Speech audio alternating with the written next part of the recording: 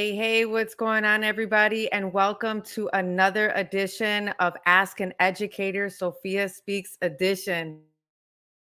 Listen, I'm so excited to bring up our next guest, but just in case you didn't loop in last week, I always like to create a bit of a theme with back-to-back guests. And I've been looking at just these last two episodes, a day in a life of an early to a mid-career teacher.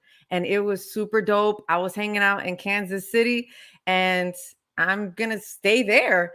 And so, listen, the next two guests are going to really highlight what it is to be on a school board. And we're also going to dig deeper on what does representation look like on school boards and also dig into the lived experiences of my next guest. And so, listen, I want to bring to the stage a dope human that I had an opportunity to meet in Kansas City when I was keynoting, and we hit it off right away. He's a pillar in his community. He's a board member. He's doing all kinds of amazing things to provoke and sustain social change. I want to bring to the stage none other than Mr. Chato. Come on through here. Let's go. What's up, Miss G? Hey, what's going on, Mr. Chato? How are you? Doing well. I'm blessed for sure. Hey, man, thank you so much for being willing to just jump on this live with me. I know we only met once, but listen, we vibed, and I was just so excited to have the opportunity to bring you on. And I'm excited to dive in this conversation, to chop it up with you, and to really dig deep into this whole component within the world of education that a lot of folks don't really talk about, but it's really important for us to dive in. Absolutely, for sure. I knew when you reached out, I knew I was going to be happy to come up here and have that conversation with you. Like you said, it was a deep connection for me to watch you throw it down for those educators in the Guadalupe Centers School District. Man, that was just your words are powerful, and it's exactly when I envisioned a long time ago when that school district opened up. Like, this is what these teachers need to jump their school year first, so they can understand what passion looks like. And I know a lot of them had it when they came through, man. Sometimes we just need a little reminder, you know what I mean? I love that. And it was one of my favorite keynotes of the year. I'm not going to lie. So, shout out to Guadalupe Charter Centers. We are here for it. I was in just my element, and I really felt like I was among family. And so that was like so super dope. But let's dive in, man. Tell the people who are viewing a little bit about you, where you come from, who your people are. Tell us who Chato is. Yeah, in a nutshell, I guess. I'm 51 years old, so there's a lot of layers here. But I think some of the most important things to me, as far as where my parents are from, both of my parents came as undocumented immigrants to the United States. They landed up in Los Angeles, California. That's where my sisters and I were born. Mm. From there, we moved to Kansas City. Railroad and construction was what brought my dad here. He hit that for some years, and then so I grew up in Kansas City. I pretty much claimed Kansas City. I got a lot of love for California. That's where all my family's at. But we established here, went to school in the Kansas City, Missouri School District, graduated from there, went off to the Army, chasing dreams of going to college to be to be a teacher, actually. Mm. Then one day I just realized in the middle of that job's way too dangerous, so I became a cop. Wow, No, that's awesome. seriously. It was during that time I was being mentored by somebody because I was a young man, on the verge of greatness or despair time. Was going through a lot of stuff. So his dream, Gilbert Guerrero, he worked at the Guadalupe Center for years. He's the one that opened up the Guadalupe Center School District. Started from an after-school tutoring program. Now we got pre-K to college. He was mentoring me to actually be a teacher because representation. Yeah. Kansas City, Missouri School District didn't have it, and at that time, nationally, when I was a teenager, the dropout rate was like 50%, and the school district that was allotted to our people from those communities was 75%. Wow. So it was unacceptable. So he was mentoring me about representation and all those things. So that's why I wanted to go to college and get my stuff together. But the whole cop thing, 23 years later, I'm still there. Love what I do. It was just a calling, and I have a feeling, it has a lot to do with that similar culture of protecting and serving the country. In the army, I was there with a bunch of kids from the barrio, from the ghetto, Mm, from the trailer park, from the farms.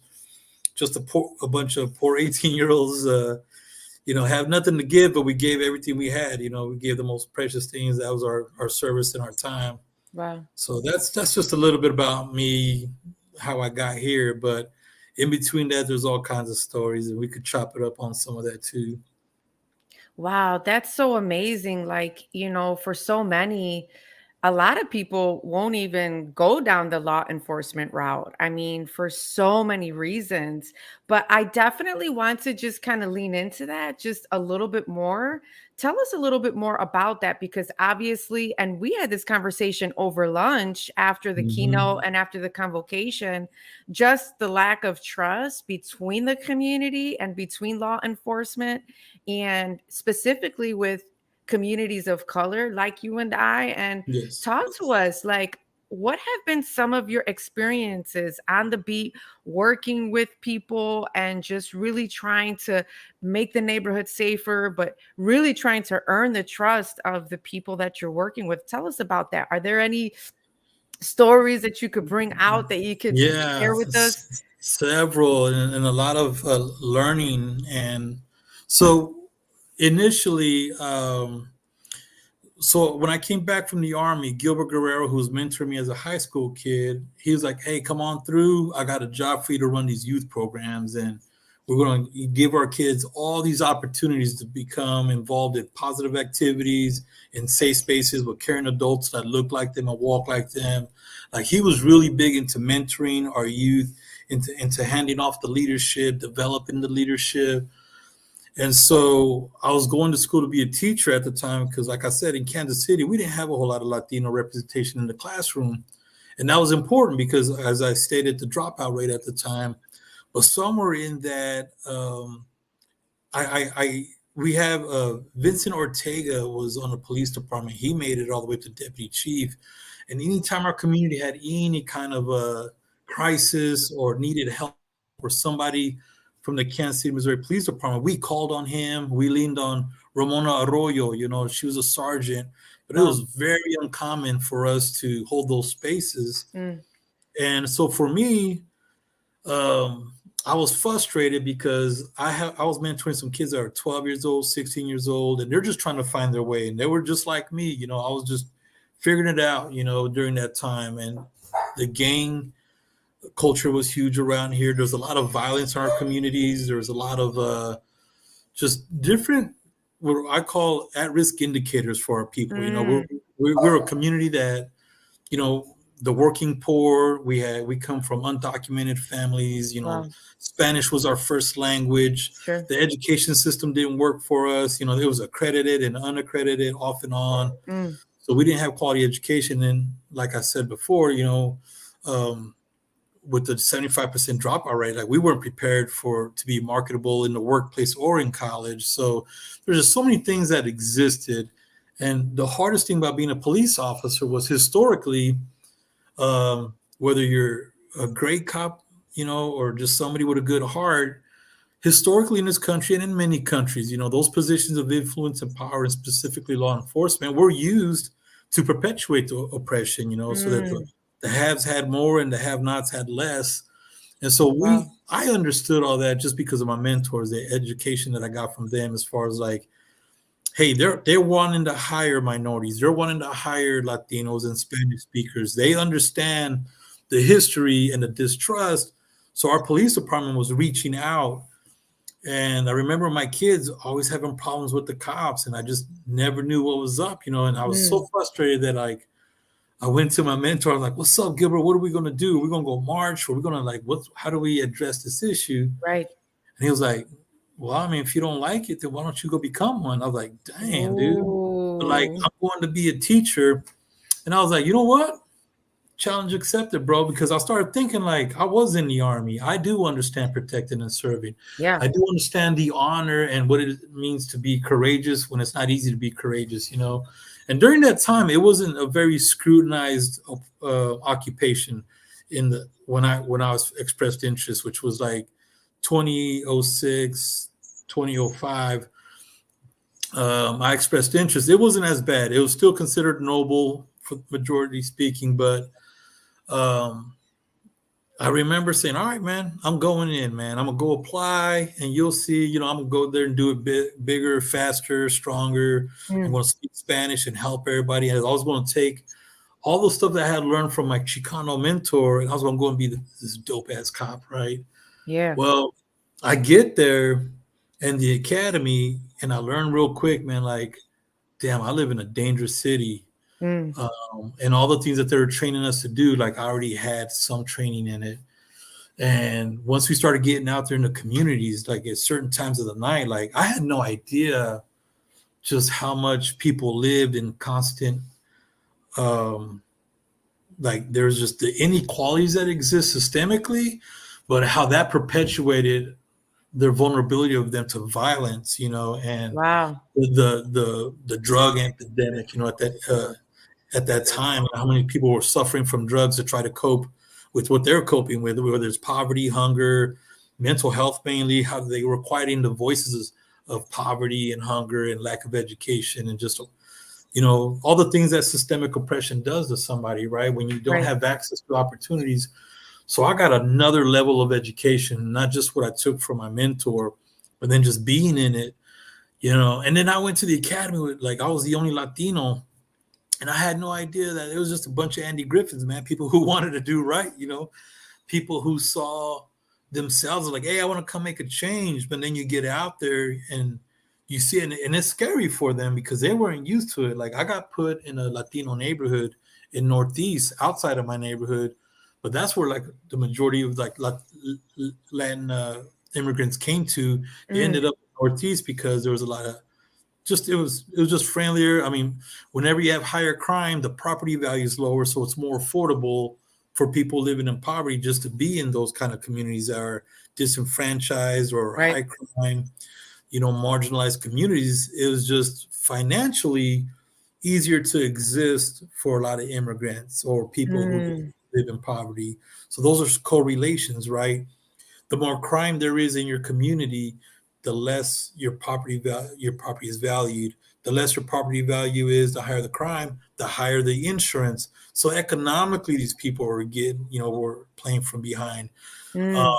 your car insurance was higher based on your zip code. So there's That's all right. these things, these social economic things I was learning while dealing with people in crisis, while going to crime scenes, while seeing people being victimized or Wow. being victims of violent crime because they were just easier to pick on when they don't speak English or they don't have status, legal status. They're scared to call the police. Well, Right. career criminals know this and they're able to exploit that. So Exploit. um, it was heavy sometimes, but I was blessed enough that I came back home and checked in. I came back to the West Side and checked in with my mentors. I checked in with my community, and I was constantly reminded, like, man, I had a boy named Genaro Ruiz, God rest in peace. But Mm.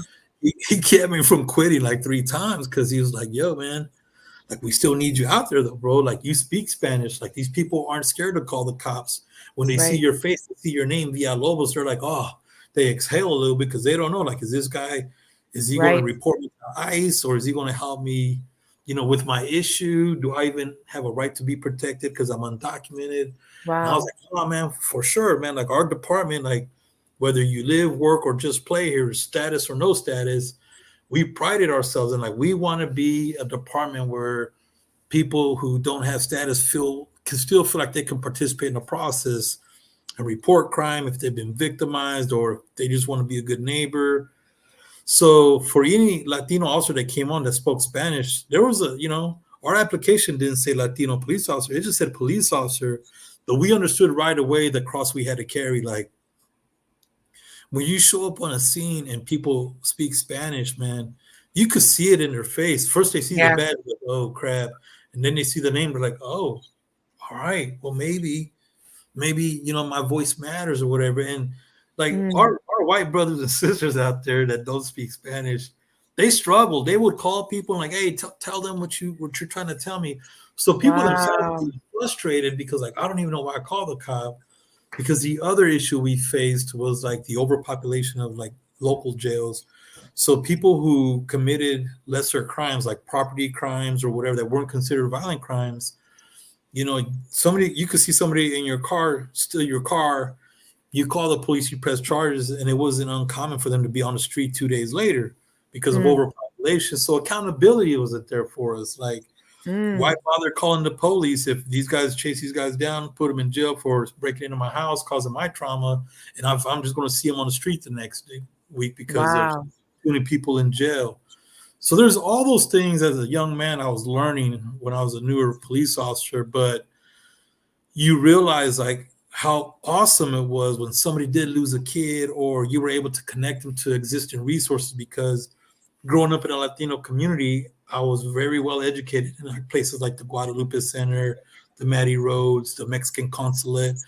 And a Yeah. lot of these people didn't understand like there's these places that support, when you're in crisis that can help level the playing field a little bit, whether Mm, it's educational classes, tutoring classes, after school English classes, all these things that exist in the non-for-profit, healthcare things. And I was well versed in that. So I was able to be like, hey, this ain't a police issue, but I noticed that you lost your job. That may be part of why this is mm, causing this aggression or whatever, or why you're acting out with your family. I got a place that speaks Spanish that has family counseling, substance mm, abuse counseling. So instead of writing a ticket or putting people in jail right. and perpetuating the issue, I was able, with the blessing of my police department and my supervisors, like, hey, let's get these people connected. What can Mm, we do? So I was a violent crimes investigator for a while, and the Spanish kicked in there. I was a fraud detective, and you'd be surprised how many people get their identity stolen because they're just easier to prey on because they're scared to call the cops. mm, And then I finally made my way around to community policing, where I participate in helping out with this program that supports immigrant day laborers. So like when they go off to work, if they get like left without pay or any problems that they have, or any form of exploitation of day laborers, undocumented day laborers, they had a place they can come where they can talk to us, tell us what happened, and we can go hold people accountable because our city did still charge people, either whether they're documented or not. If they work for you, you still have to pay them. So I was proud of that from our department.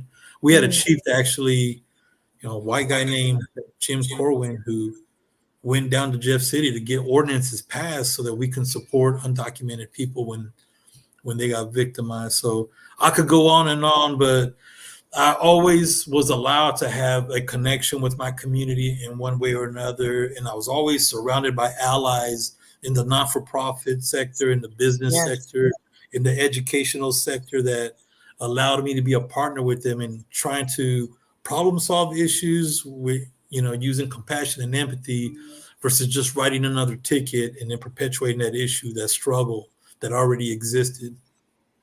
Man, that's so powerful. And I want to lean into two things that you said, that you've been mentioning. First, you keep mentioning the fact that you have mentors. I think Yes. that is so like underrated. Yeah. How important it is to have mentors, especially for change agents like yourself that really want to make significant changes within the community. It's so important for us to lean on the support, for us to look upward and say, hey, listen, I just need some support. I'm a huge proponent. Like we got to advocate for ourselves. And I think I Absolutely. mentioned it in the keynote. Absolutely. I'm like, collective agency is powerful. Yes, And it ma'am. and it really makes such a difference. And I think that that's something that should be like on high volume for those of us who are in this line of work, working with people, working for social change, working to make a difference. We need mentors in our lives. We need to continue to have folks that we could lean on, that we could look to, that we could ask for advice, a thought partner. I think that that's so critical to the work. And I think that that's something that you have been demonstrating, and you could see the fruits of it, right? Because you Well, have I the. appreciate that, but yeah, absolutely, and that's the main point that you touched on, not just mentors, but successful mentors, right? So, Mm, you hear the term representation matters. Well, it doesn't if it's just representation, where we're not mm, training up our people with the leadership skills, but we're not getting them experience. So just throwing somebody in there because they're a certain color, that could be have a negative effect, because and then either it it justifies why they don't want us there because this person's not qualified, or we set them up to fail. We got some person who answered the call that says I will be that rep, and then we send mm, them in there without teaching them, like, hey, you got shoulders you're standing on, let's go get educated on where we succeeded, what skill sets do you have, how do we improve those, and how do we talk the language of those who have access, right? So that they mm. understand, they're willing to give us access, but how do we educate ourselves and know the importance of speech. So when I heard you throw it down, like, it was so important for me. So for those teachers, specifically the non-Latino teachers, be like, hey, you answered the call and we love you and we got your back, but we're not damsels in distress, That's right. come through. If you have access, share that access. But the way that our students are going to be Latino teachers, the Latino students, is like, you too have a role to play. Like, create space in your access, right? Create opportunities. Like, it doesn't take a Latino teacher to educate a Latino student. It just takes somebody who gives a cares almost throughout. Sorry. You It good, takes you somebody who good. cares, and we have them in our community. But it's not just enough to say, all right, I'm gonna open up the door, you come in when you're ready. I was like, all right, now I'm not gonna open the door, I'm gonna step out there with you, and I'm gonna Mm, come down and let you know what helped me get to where I'm at.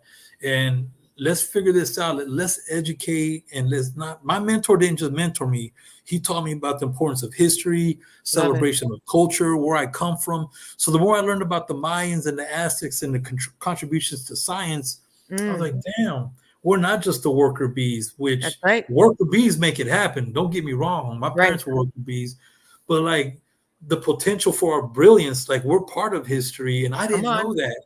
So it was easy for me to be like, I'm just going to thug this out until I find a job, or I'm just going to be the dude in the kitchen. They make fat grip, right? I never saw myself as somebody in a position of influence and power, like a police officer, a teacher. But it took a white cop. Like, there's this white cop that showed up to our baseball park after we lost our friend in a drive-by.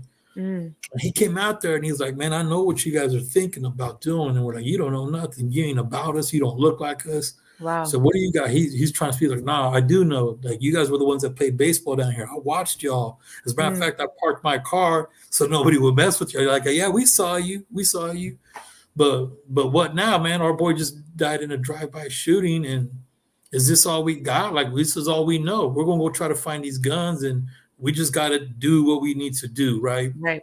And he said, nah, like, I ain't gonna let you guys mess up your boy's name like that. And he popped the trunk and he bust out these bats and these balls and these gloves. And he said, he was like, Jose was a ball player, bro. He wasn't a gangbanger. He wasn't about that stuff. I'm like, well, neither Mm, were we? And he commenced to climb this pole in the park, popped his box open with his knife, and turned on the lights.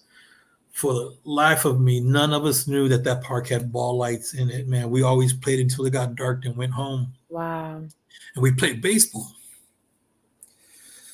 White dude didn't know nothing about us, didn't know where we came from, but he said, this is my language, man. This is my love language. I don't know how to mentor kids. Wow. I don't know how to, I don't know where you come from. I'm a farm guy, but his language was like, I got this knife and I'm gonna pop this box open, and that's all I got for y'all. You guys from here on forward, whatever happens, happens. We played ball that night, played for a long time. Uh, you know, I got friends that all went to the military. I got friends that are firefighters, paramedics, cops. Like, I don't remember ever after that day saying, I want to be a cop. I Mm, remember being mentored and knowing the shortage of teachers.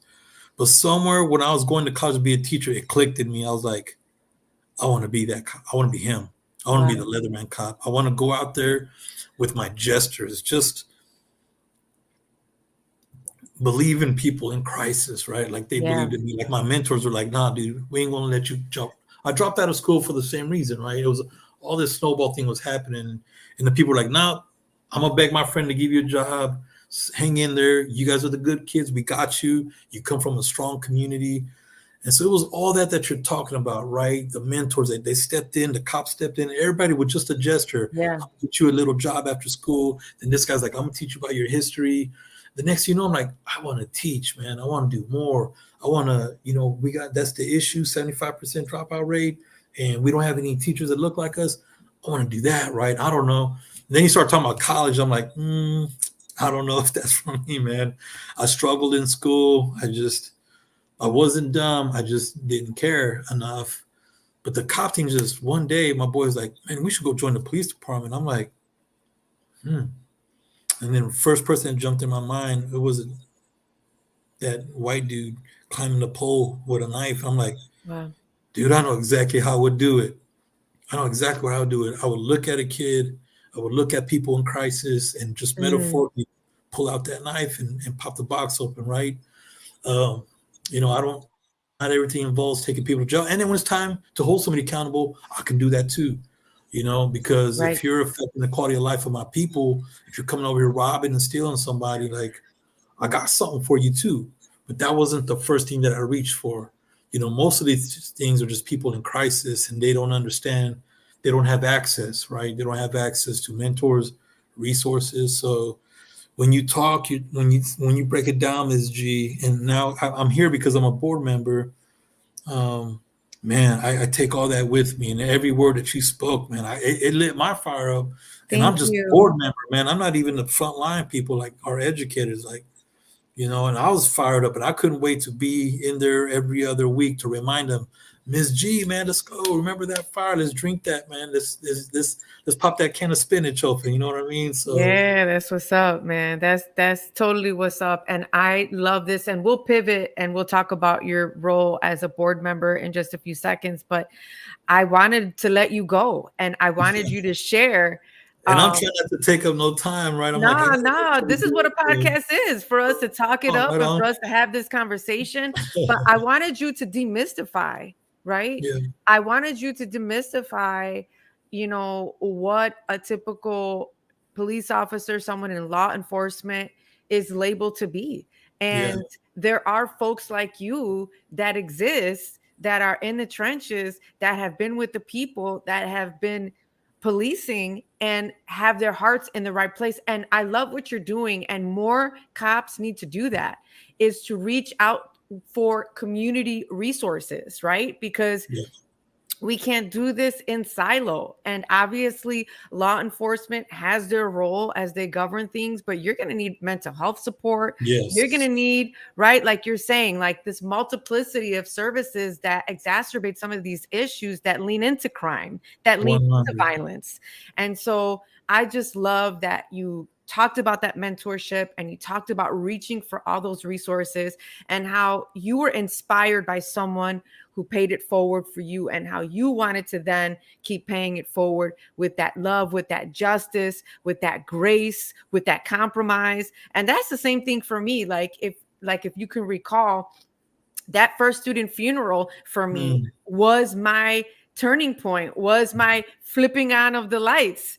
That yes, for me was like, okay, I need to help as many children as I can so that I can help reduce as many grieving mothers that I'll have to hold in my arms, right?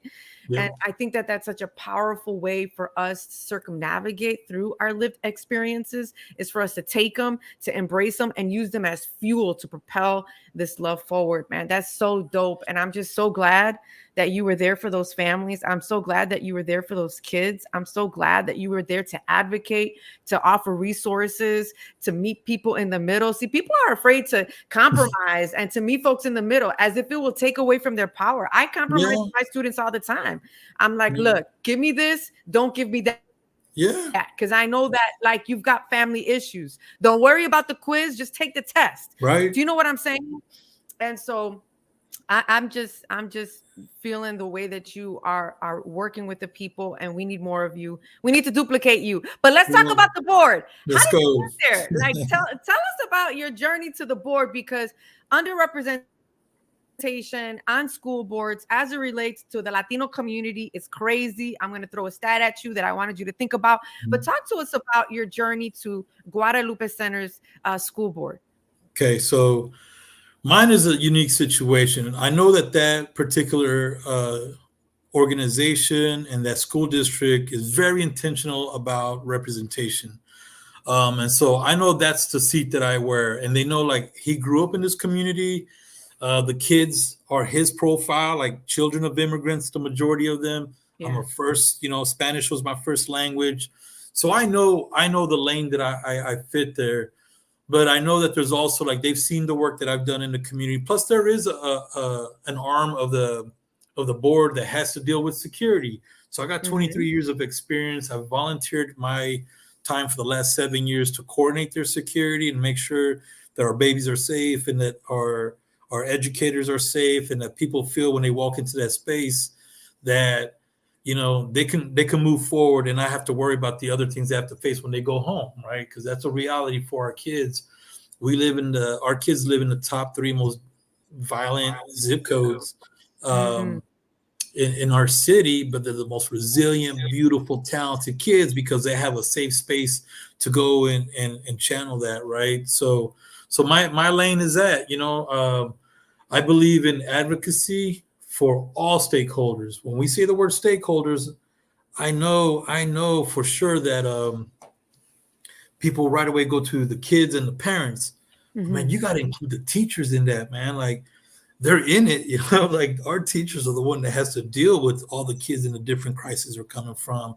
Yeah. And so I know how to advocate for all the stakeholders so I can hold this district accountable. Like, what are we paying our teachers, Rio? Like, why aren't we competing with them? If that's an issue, it ain't with our district, I'm proud to say. But like, or how many kids do we have in a classroom? Because we're setting all these other expectations, but are we giving them the support to meet those expectations, right? Because I expect that for our kids. If we're going to set the expectations right here for our kids, are we giving them the support to meet those expectations? Yeah. Or we're just setting up our kids so we support those curriculums, right? Or that kind of rigor. Okay, what about the parents? We have these parents, we expect them to be partners.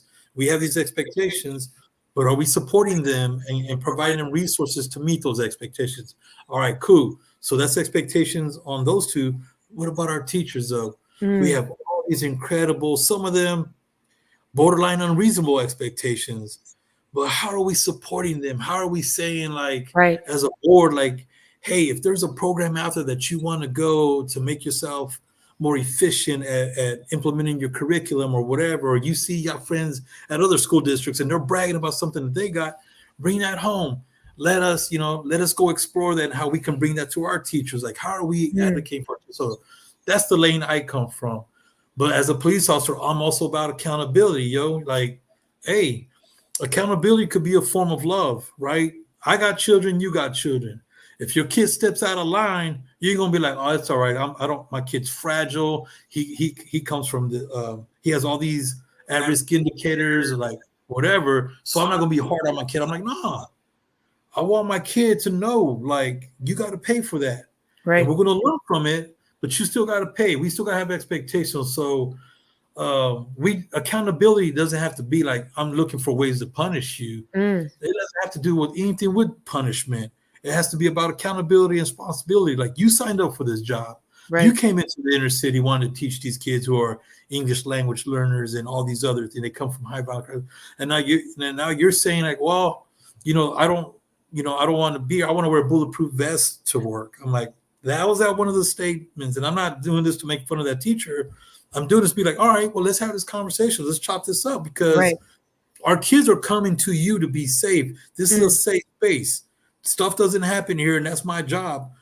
But what message to send to them if the teachers feel like they got to wear a bulletproof vest? Mm, Like, I'm going to encourage you to do more research on who you're serving and where these kids come from and what they have to deal with once they get off our safe bus and have to walk to the park, walk to the grocery store, walk to the library, and all the things that are going on around their neighborhoods. And what compare that to where you're going home to. I'm not if you come from privilege, you can still be an ally, but acknowledge your privilege. But mm, this isn't just a job where you get summers off. Like, you got to be in it with us, that's right. like if you don't feel safe, how are they going to feel? You got to project that. But I tell them, assess where you're teaching, and then come back and let us know we're going to come back next year, because you answered the call for our kids. But this ain't even an ethnicity issue, man. Some of these teachers look just like us, but like, that's why I said it's not just representation that matters, because we have some people who are non-Latino that are in it, man. Like, they're down. Like, most of the educators that come through our system were white. They answer the call, they come down, they get down with our people, man, and they go Yeah. out there and struggle with us, Yes, they do. So, but they're important because I'm like, I want more Latino teachers. I needed more Latino teachers. So my non-Latino teachers, I need you to do your thing for these kids so you could be the mentor. You don't have to look like us to give our kids access, right? To provide our kids with that preparation to go and be marketable in the workforce or in That's right. college. So, I mean, that's a long, I don't even remember what you asked me when we were talking. Oh, the board member. Right, So right. to me, that's what I bring, right? And I love that we have accountant people and we have lawyer people and we have people who have experience in the collegiate level, and we have a very diverse board as far as the skill sets.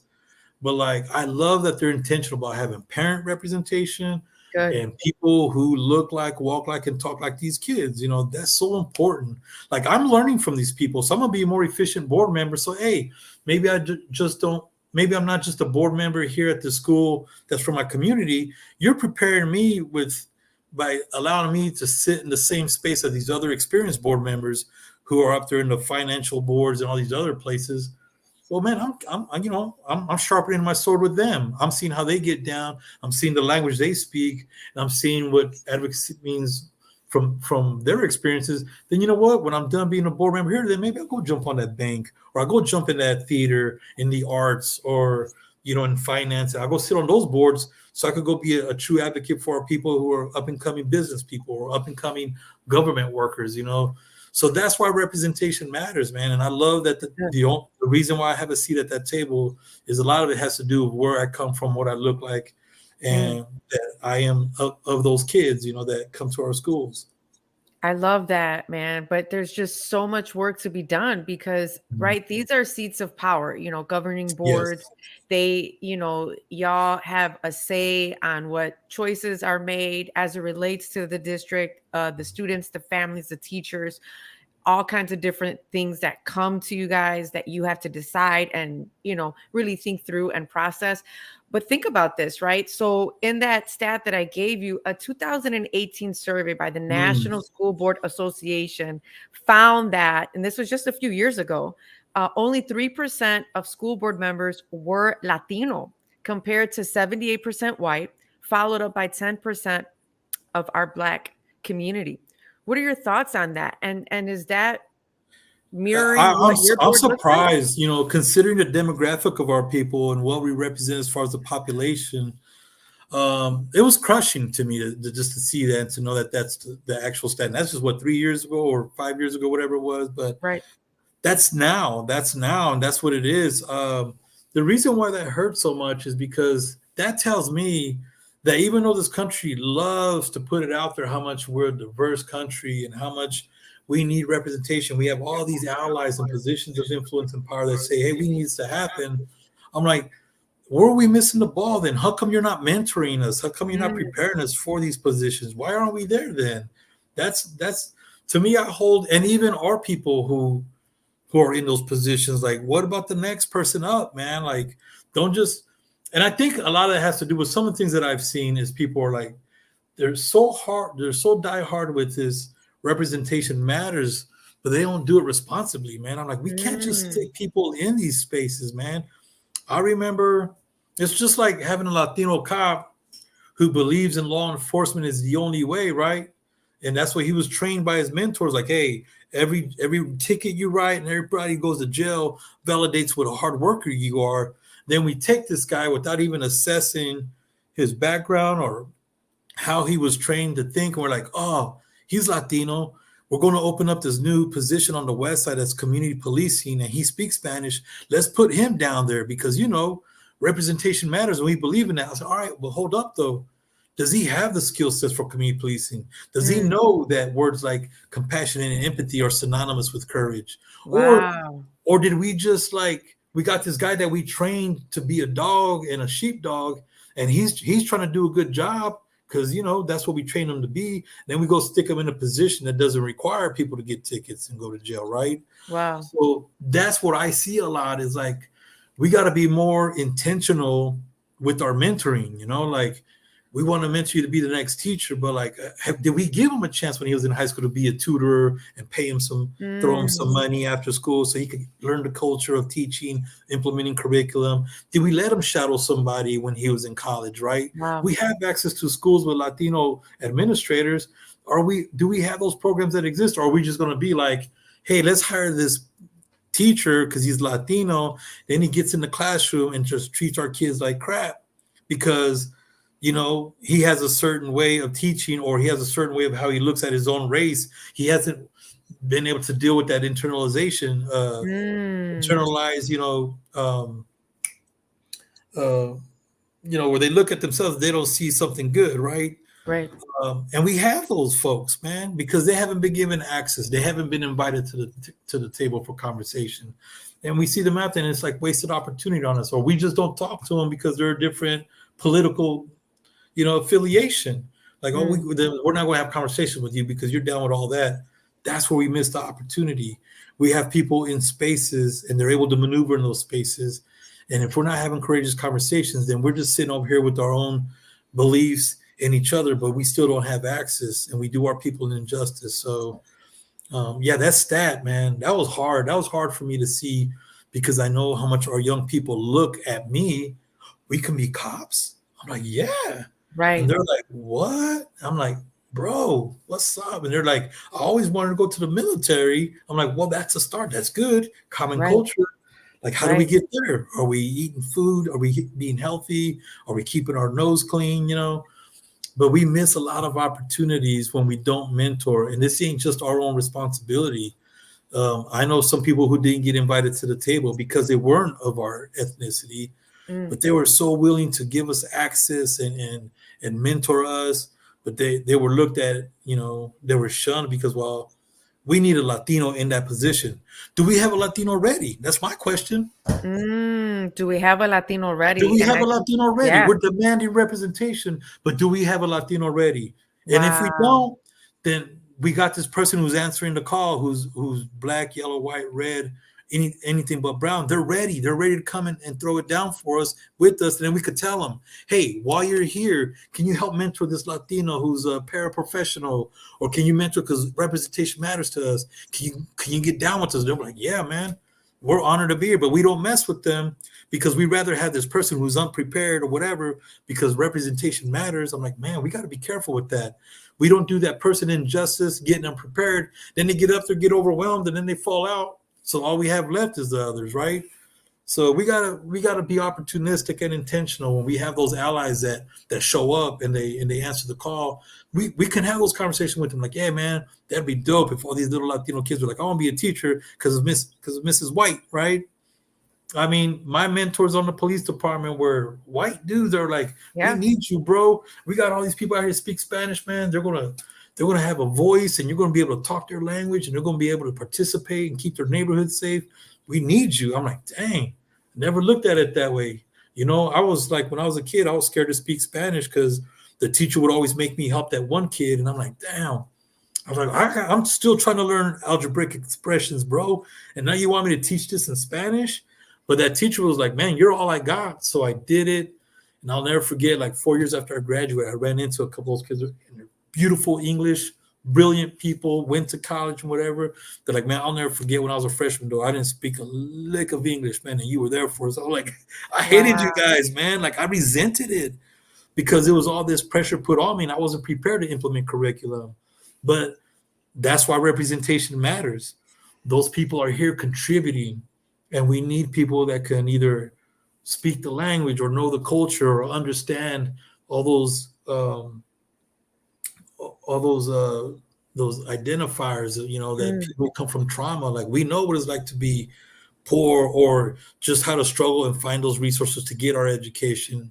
So we understand that. And sometimes that's all it takes. And that exists because historically, this world, it is in every country. There's always been some form or model of oppression, man. mm, So representation will always matter, even when we get it right as much as we could. People will always have pride of who they are, and that they see somebody that looks like their mother and speaks their mother's tongue, man. that's right. That's always going to be something that matters. And we just got to be okay with it, have those conversations. But the more we choose to not sit at the table and have those conversations that create discomfort, or like you said at best, I loved it, man. We can't advocate for ourselves. If we were discouraged from doing that, then we're always going to struggle, and our people are Right. always not going to be at the table, and nobody's going to want us have us at the table if we're showing up unqualified or without the language, Mm, So we got to chop it up and be there for each other. And when the people are answering the call to be down with us, come on, we got to educate them, and then be okay to be educated by them. But we got to do this together, man. We can't, we could do it ourselves, but it'll take us a little bit longer if we don't just every revolution, every successful revolution, everybody had a lane. You had the educated, you had the rich, you had the front line, you had the farm workers, you had the people who sharpened the swords. They didn't have to have beer together at the end of the day, but they all were trying to move in the same direction to go and yeah. knock down the oppressor, right? To go and knock down this systemic issue that is keeping people from having access and keeping us all from having equal access to opportunities.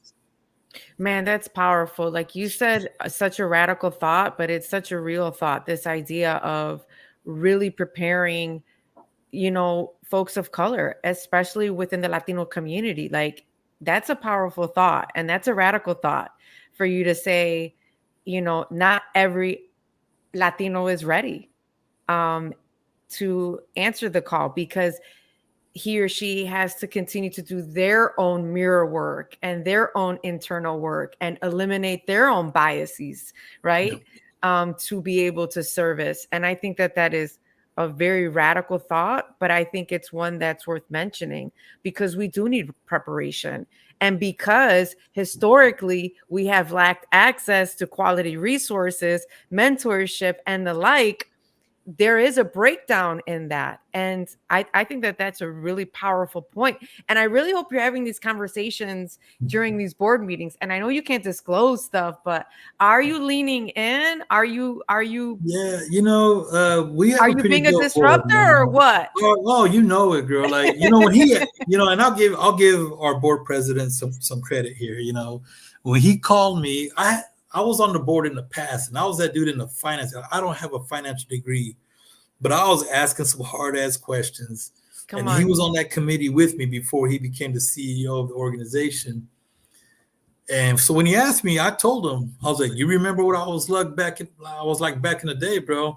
I may be older and slower, man, but my thought is still there, man. And I'm going to advocate for these teachers too. Like, we want to serve our students and our families, but we better be taking care of the teachers. You remember what I was like?" He was like, "Yeah. If you're okay with that, I would be honored to come back, man." He was like, "We need that, Chato." He was like, "That's not my voice." Like, his experiences in development and growing and making sure that we're investing things in the right things so that we can continue to grow and we could be safe during, economic, when we have like we're dealing with right now, property is expensive, all the prices are going up, inflation, Yeah. that we're going to be able to survive. And that's his lane in the revolution, right? Mm, Mine is like, I was raised by a Chicano, man, in the Chicano movement. He's like advocacy, he's like access, being an efficient advocate of Latino education, then you got to be in there, bro. You got to go in those Mm, classrooms. You got to know what these teachers are dealing with, what their that's right. challenges are. That's Because you right. can't say, "Oh, I'm here for the teachers," and just vote for them to get a raise. There's so many other ways that you can advocate for them, but you got to be in there, man. You got to Say it. check out the data. Go sit in the classroom and watch them throw it down. So you could be like, "How come we don't have any windows?" I mean, little things, man. Like, Little how things. Come come on. she's teaching three different classes, but she only gets one planning period, Come right? on. But there's three curriculums she has to implement, or he, or they. It's like we gotta be efficient, to be efficient advocate, you gotta be on the front lines with them. And I'm in those schools probably a lot, because of the security thing. But I'm checking in the lunchroom. How about my my mujeres there, the moms, man, that work in the lunchroom, man. I love that Yes. model because these kids, their parents, we go hire their parents to come on and come be a Wow. part of our family, and they get access. I can go chop it up with them. Like, what do you like about the school? What about your neighborhood? What are you Yeah. proud of? And then the more information I got, then when I go into that boardroom and I'm sitting at that chair that was allotted to me Come on.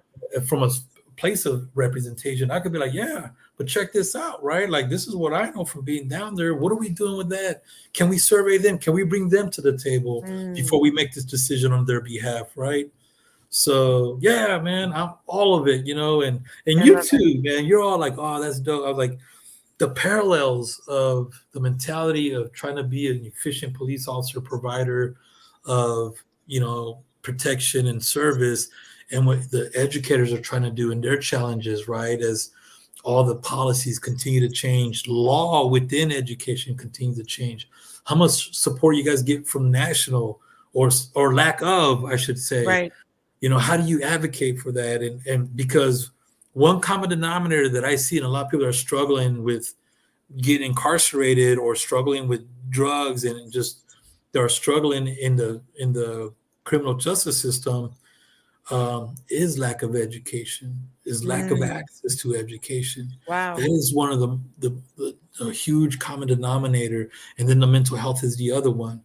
Right. And the way that they quiet those voices of lack of education, I can't articulate or advocate for myself because I'm not educated, and people, they've lived a life of constant manipulation, or the mental health that doesn't get addressed. The way that they quiet those voices, is that they seek, substance abuse. Like, for a moment while I'm high, I'm not poor, I'm not broke, I'm not dealing Mm, with mental right. illness. And then, but that just perpetuates the issue because they don't have access to healthcare. So Right. lack of education, man, we deprive these communities when we don't advocate, when we don't support the schools in these districts. When we don't get it right, they close them down, or we're shutting down these districts, and we're always picking on those. It always seems weird that the school that gets closed is the one in the most poorest communities, right? Right. Like, how can we consider ourselves as board members efficient advocates if we're not down there, if we don't understand what's Mm, going on in Kansas City economics, in Kansas City politics, if we don't understand in national politics, or the laws are being passed, how do they affect those people that are attending our schools? Like, even immigration law, if the mhm. majority of our kids come from families that have undocumented representation, like people are undocumented, how can I be an advocate if I'm not paying attention to more things that are more obstacles are being put in their way? So we have Wow. some outstanding board members, man, that I love when we come together, because I Cool. always learn something. A question that they ask, I'm like, damn, bro, I wouldn't even thought of that. So then I myself am motivated to go research what he's talking about, or hey, let's go see what they're paying these principals, and why would our principals leave, or why are they here? Why do we have a low turnover rate? Pay Right. attention to that. Those Right. are victories, right? Teachers aren't jumping shit, and if they do, why? We Why? want to And be the best, I and love we it. gotta get those stakeholders. The stakeholders are they're tasked out to implement this curriculum and move our kids on.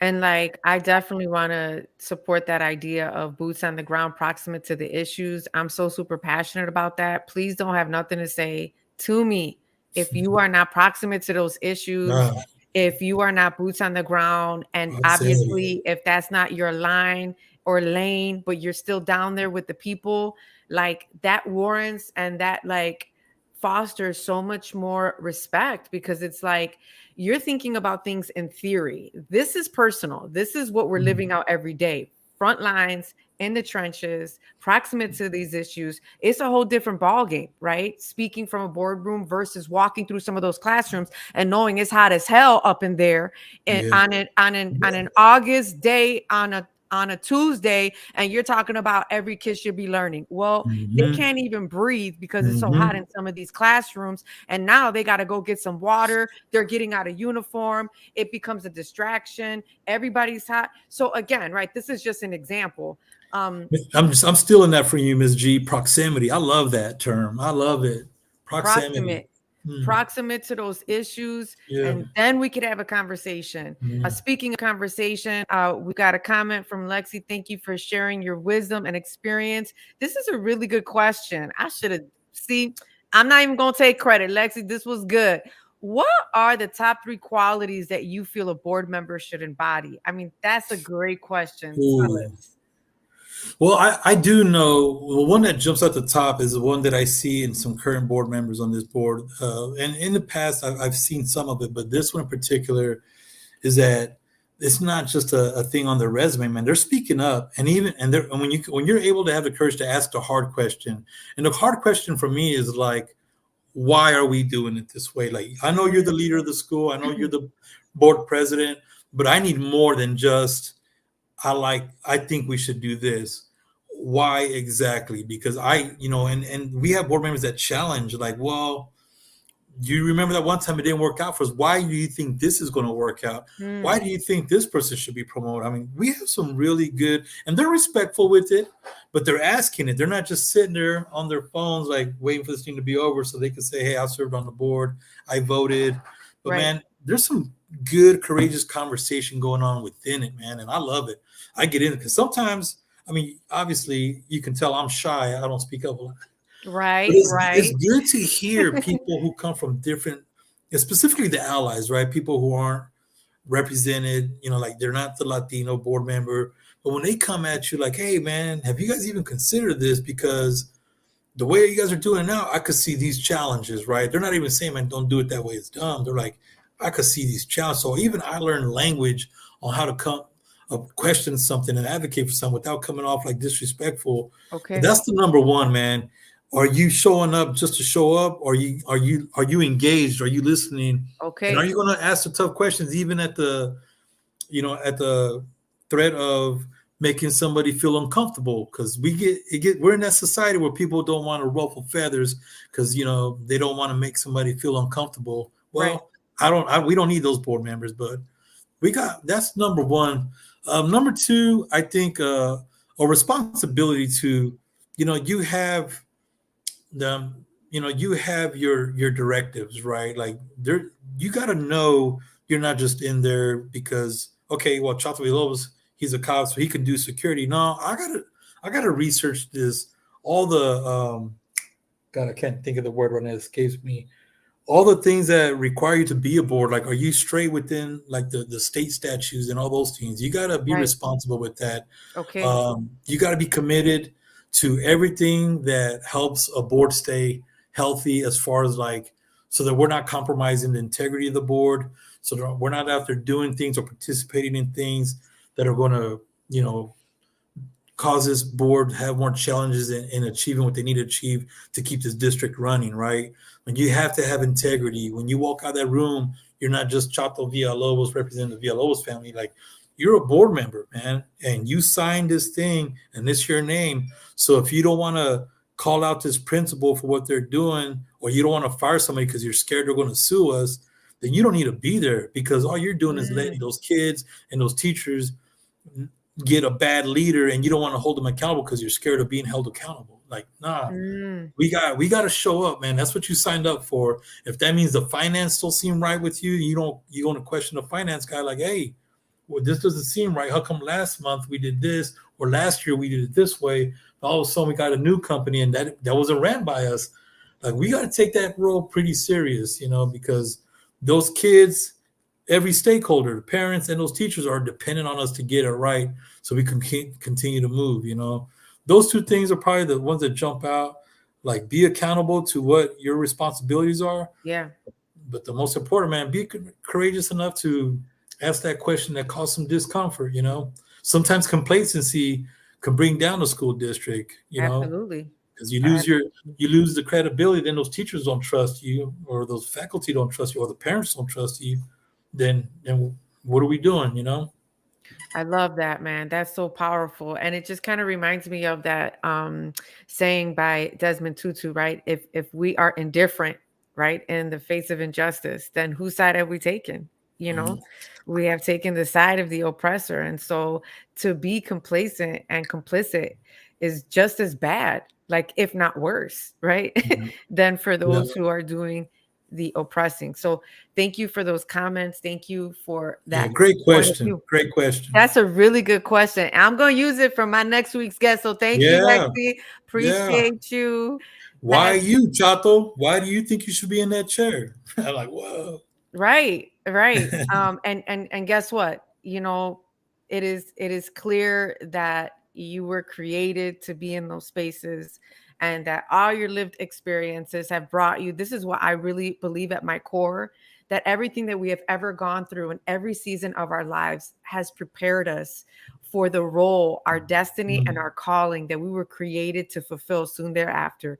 Like, call me an optimist, call me a hopeless romantic, because I am both.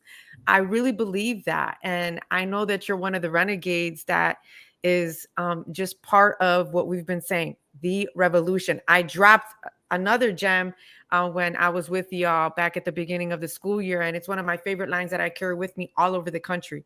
Every revolution begins on the heels of resistance. yes, That's ma'am. like one of my favorite lines that I'm just Yes, so glad ma'am. that the good Lord gave me. Um, Yeah, well, I'm gonna throw you some validation on that hopeless romantic thing, as it pertains to revolution. I think yes, Che Guevara said it, that like the something of every revolution is love, right? It's about love, right? Love for each other, love for humanity, love for justice, right? Like yeah, it's not like that's the power that keeps a revolution going. Is like if you're in this for hate and you just want to rally people that hate with you, that's never been more powerful. In all the stories and all the tales and all the lessons, love is more powerful than hate. that's right. So, and that's true for revolutions, man. People who joined, the majority of those people had absolutely nothing, but they gave everything Mm, at the same time. I love it. People who have nothing could still give everything. That's the beauty of a revolution, because Come it's on. about the love that and the belief that and the word that you use, that if we all line up, man, like we can't have that, man. That Yes, can be us. And it's so important for those of us that walk in privilege or position of influence yeah, that we line up, man, because they can guide us. yeah, They can guide us, man. When you could be inspired, I am constantly inspired by that. My yeah. mom had nothing, but she gave me everything, right? Wow. My mentor had absolutely nothing. He worked not for profit to the day the Lord called him forward, man. But he gave me everything, man. Educating me about myself, my history, my Mm, wife. We don't got a whole lot, but man, I got everything. that's Like, I right. mean, love, man. When you talk about love being a hopeless romantic, that's true, man. And that ain't a weak word. Love conquers a lot of wars, man. Like, That's love right. conquers a lot of conflict. Love conquers injustices. Like, it's not a weak word. Martin Luther King was threatened every day and Mm, knew that every day could be his last, but wow. he spoke words of love. And He people did. misunderstand that, oh, he was a peace, he came from peace, so that was a softer approach. Right. Ain't nothing soft about knowing you could die every day, Come but he on. spoke of love anyways. And the haters knew that love was that powerful. And that's why some of those leaders got taken out. They knew that was a threat. So think of Mm, every revolutionary, man. Love was in their language constantly. come That's a on. word of power. It's a word of courage. If you can't love somebody else more than you love yourself, man, it takes courage to love somebody that much, That's right? right. It takes courage to care about somebody, and Mm, that's why not everybody's built to be in a relationship, because they haven't built up that courage yet. So that's why I say wow. words like empathy and compassion are synonymous with love. I love that you said that. Mm, Hopeless romantic, man. That's how we're gonna get through this. this, Injustices, inequalities, mm, and we got to have that hope that if we all line up and are doing our part, people need to fear that if you're about keeping the status quo, you should that is look out so for us. We're powerful. coming. I love that. It's like That's our motivator. That's our MO. That's what drives our work, is the fact that we do care, is the fact that we do show concern, is the fact that we are inserting ourselves into a situation that we can't turn away from. Yeah. And it's all motivated by love and compassion. Man, that word compassion, that was my first tattoo. That's right underneath, What's right up? underneath my neck, the word compassion. And guess what it means in the Latin?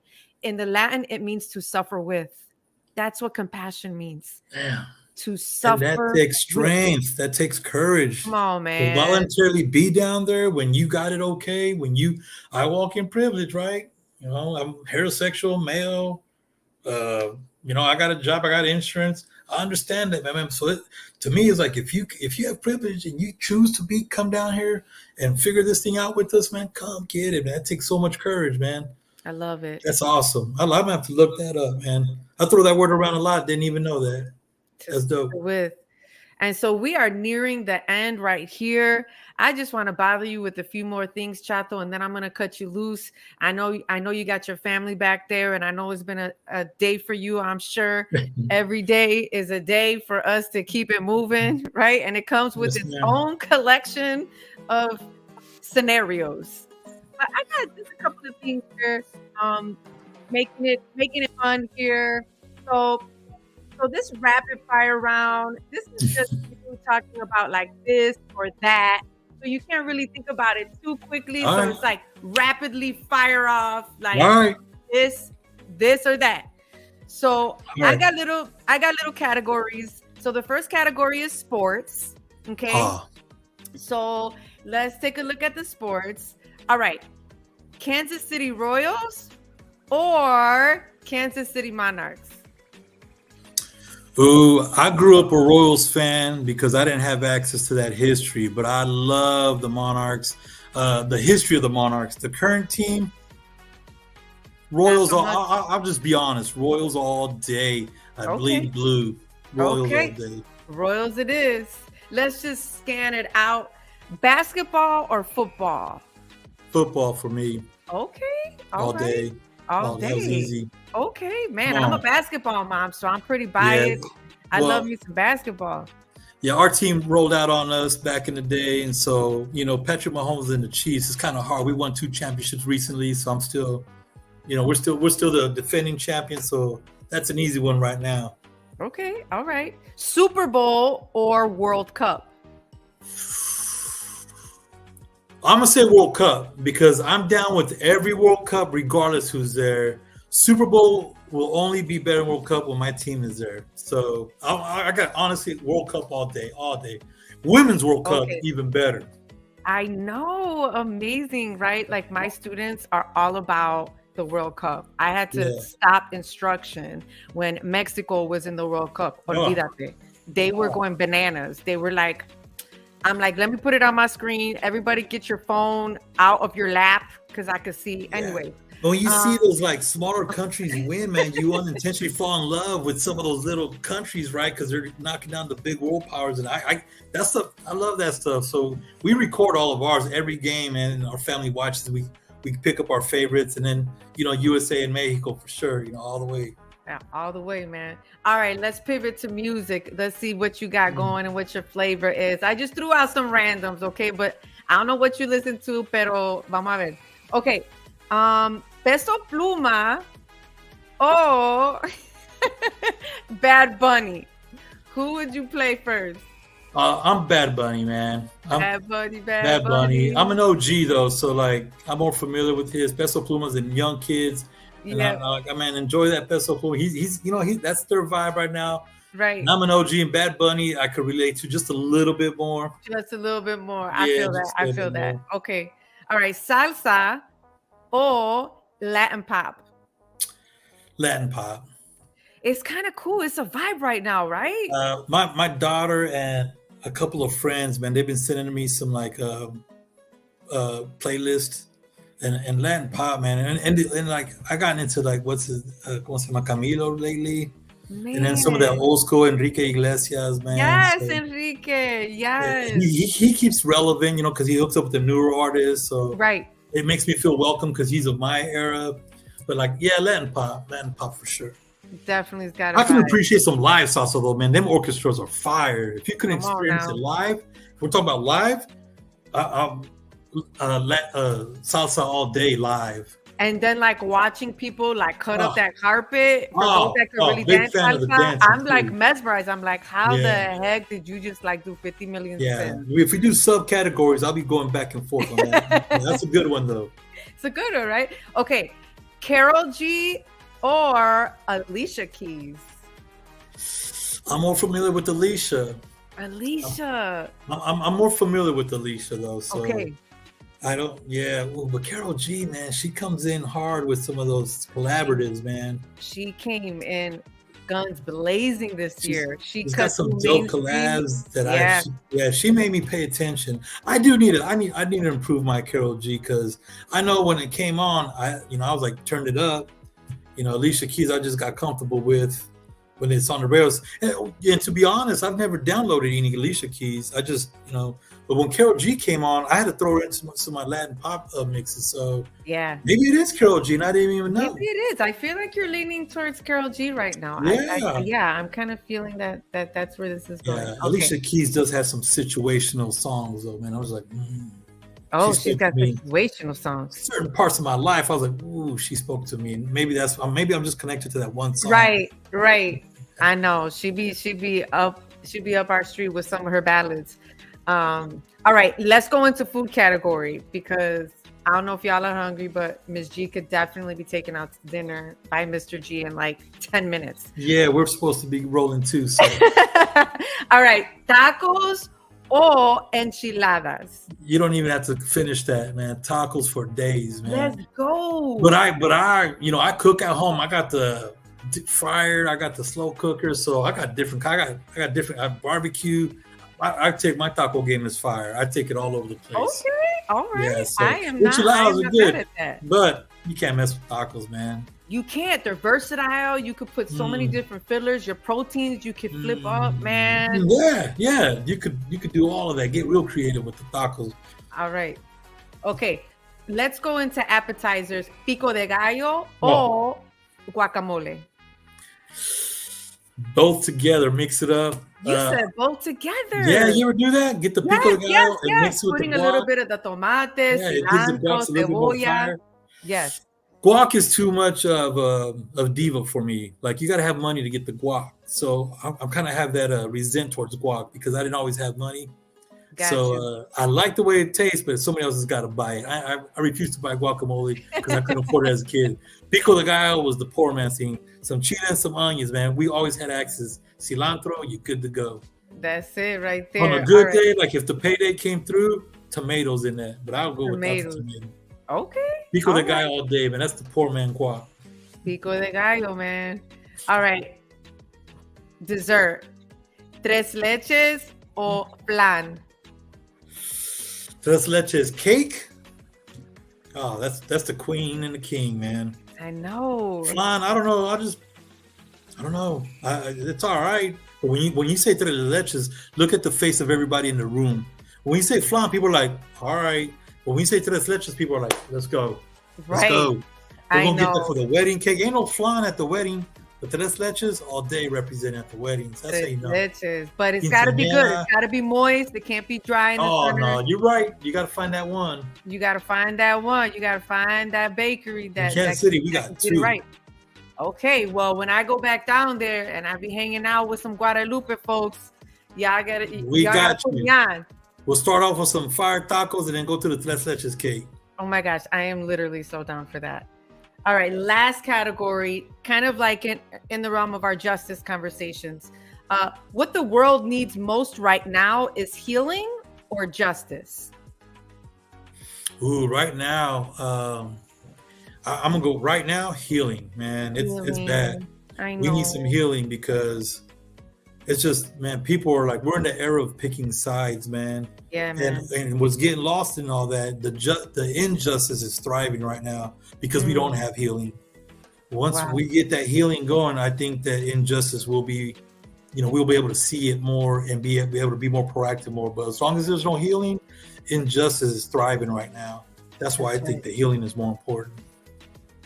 And last but not least, what I want to offer the world first is love or grace. Yeah, we're not getting it right now, so I'm gonna go with grace. I'm gonna Mm, go with grace, man, because we're just, I don't know, man. It's just tough. That's a dang good question.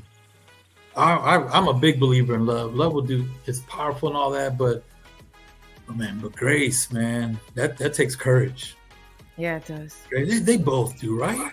Like Yeah, love somebody who doesn't have the same opinions as you, and who ain't doesn't look like you, walk like you, and has been opposed to you sometimes. To love that person, that takes a lot of courage too, right? it But does. sometimes I think grace is just underrated, man. Like, let's take people where they're at, man. Like, we didn't all have the same experiences or influences, and sometimes we just don't know. Sometimes we mistake people as being bad when they're just ignorant in the way that is like not ignorant like you're without knowledge, but ignorant you're without experience and just don't know. Right. I love that. Man, we are coming down to the end here, Chato. Thank you so much for being Appreciate you. here, for being a guest, for chopping it up with me, for sharing your heart and your experiences, for shedding light on a day in a life of a board member and just your journey to that board seat. Man, we're just so grateful for you. Thank you for your work in KC. Thank you for your love and for your grace and for your courage and for your resistance and for your rebellion against systemic barriers that would infringe upon our people and then some. We see you, we are for you, and we thank you for being here tonight, my friend. Well, thank you, and keep doing what you're doing. I'm glad that whoever influenced you or encouraged you to take your forum, and so to give other people access, man, you spread a lot of positive energy, and our educators need that right now. And those of us that are trying to support educators need to hear your voice. So keep doing what you're doing. It was an honor to hear you speak, and I'm glad we're down now. So enjoy dinner. Yes, likewise. Thank you so much, Chato. I really appreciate you. And now for a second with Sofia Speaks.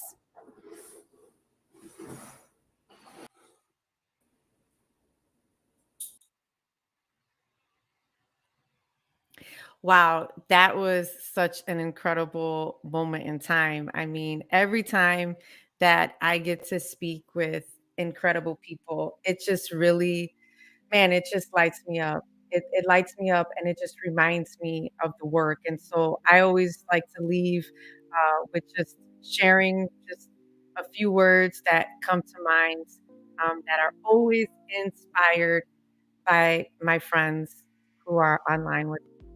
So hang with me for just a few seconds more as I give you just some nuggets, a little bit of poetry. It often sounds sometimes. A second with Sofia Speaks. It goes without saying that there is vast underrepresentation on school boards across the US, even though our student population is growing more and more diverse. Yet, with folks like my current guest, there is hope for diversity to take its place and do its magic. We need to be reminded this benefits all stakeholders and not just some. So we press, we push, and we forge ahead. We have what our ancestors referred to as radical hope, that our tomorrow can look better than today if we keep committing to good trouble.